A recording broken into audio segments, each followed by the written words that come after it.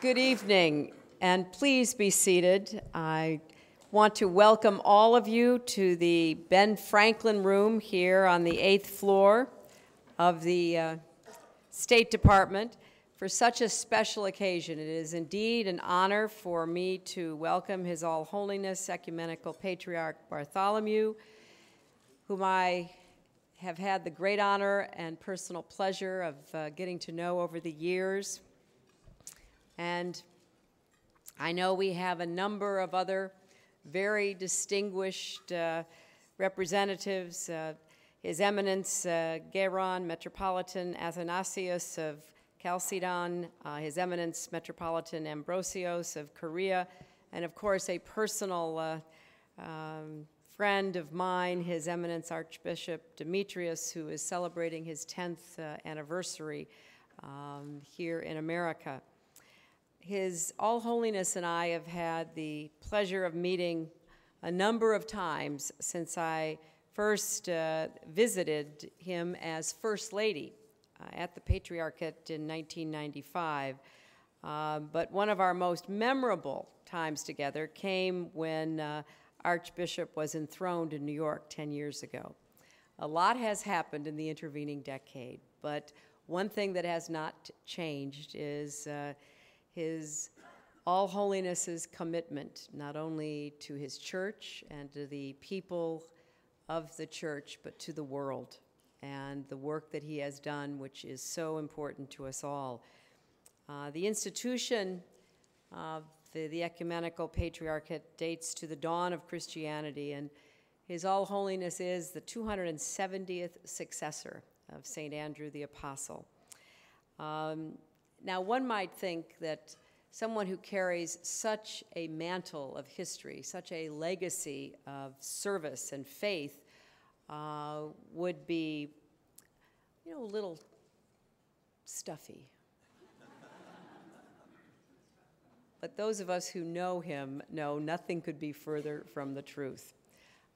He is a person of such great warmth and humor and care and concern, and his tireless work for religious tolerance, his award-winning advocacy on behalf of the environment. He's been a champion for dealing with the global challenges of our time.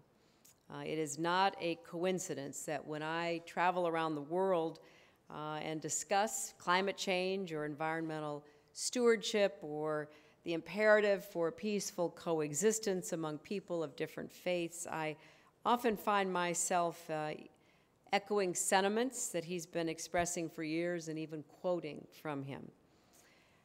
I particularly appreciate what he did in the aftermath of 9/11, when he united leaders from across the religious spectrum to condemn the terrorist attacks and call for harmony among the world's faithful. His campaign on behalf of religious freedom and peaceful coexistence has helped to bridge divides among believers. And the United States has been proud to support his calls for religious tolerance, both in Turkey and around the world.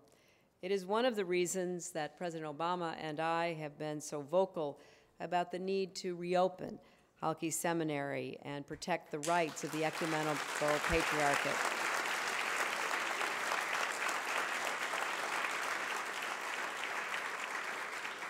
We have raised these issues repeatedly and publicly, and will continue to do so until they are addressed. I know we have several ambassadors here. I believe we not only have the ambassador from Greece to the United States, the ambassador from Cyprus, but indeed the ambassador from Turkey. And we look forward to working with Turkey, and we welcome Prime Minister Erdogan's visit to Washington next month.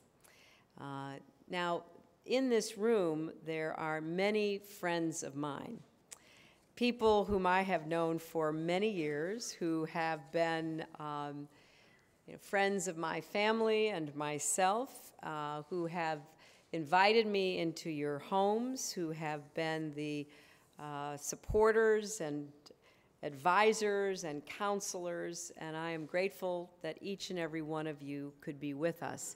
It means a great deal to me.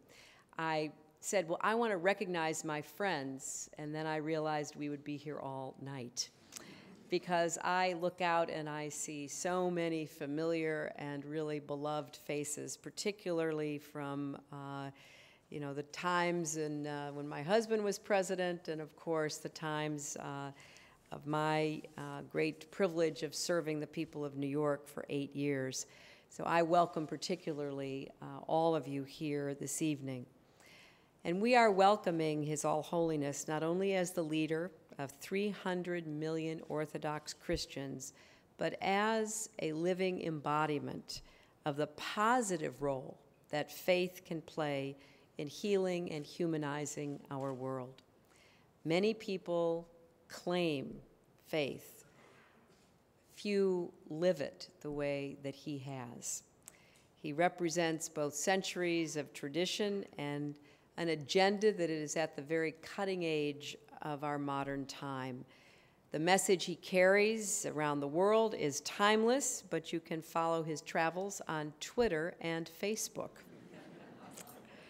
We value his wisdom, his vision, his leadership, and I look forward to continuing our long and productive friendship as we work together for the benefit of all God's children.